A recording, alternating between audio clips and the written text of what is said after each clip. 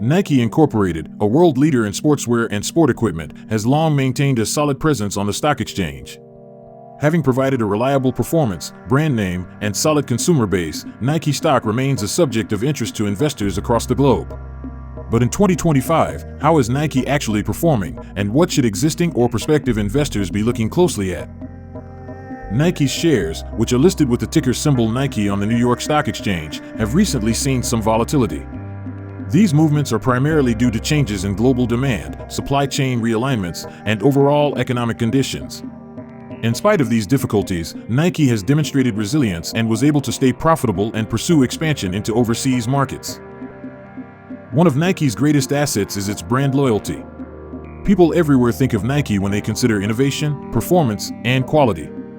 Such a strong brand name gives Nike a competitive advantage that many other businesses can't begin to equal. On the financial side, it means consistent revenue streams, robust margins of profit, and desirable long-term investment appeal. Over the latest quarters, Nike has concentrated on its direct-to-consumer approach, heavily increasing online sales and digital participation. This change has enabled the company to cut its reliance on third-party retailers and enhance profit margins. Shareholders perceive this as a good sign, as it shows that Nike is properly adjusting to the new retail scene and consumer habits. Another significant area of expansion is Nike's foray into growth markets. Countries in Southeast Asia, Latin America, and Africa are emerging as focal points. With increasing middle class and fitness and athletic lifestyle popularity, these markets hold out promise for untapped sources of revenue growth for Nike in the future. Nike's financial well-being is still sound. Nike has a good balance sheet with debt that is easy to handle and a stable dividend policy. For income investors, Nike's history of dividend growth is a dividend. Sure, it does not pay the highest yield on the market, but the stability and predictability of those dividends are impressive. Nonetheless, as with any investment, Nike shares are not risk-free. There is global economic volatility, inflation, and shifts in consumer behavior that may affect performance.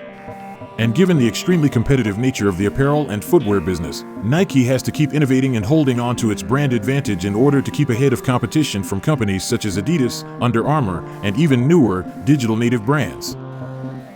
From a technical perspective, the price of Nike's stock is now at a crucial resistance level. Everyone is observing very closely if it breaks this resistance level to indicate a possible trend upward or if it gets a pullback.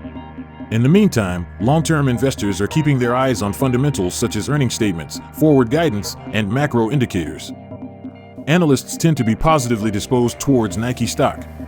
They mostly give it a buy or hold rating, based on short-term market volatility and economic statistics. The firm's move towards aligning itself with sustainability and innovation trends further contributes to its attractiveness among ESG investors. All these factors together have kept Nike as a darling with both institutional and retail investors. In summary, Nike is still a dominant force in the world stock market. Its digital growth, emerging markets, and consumer involvement strategic emphasis positions it favorably for continued success. Although there are risks with any equity, the power of the brand and financial health make it an asset in most investment portfolios. As ever, investors should conduct their own research and follow market developments before making a financial decision.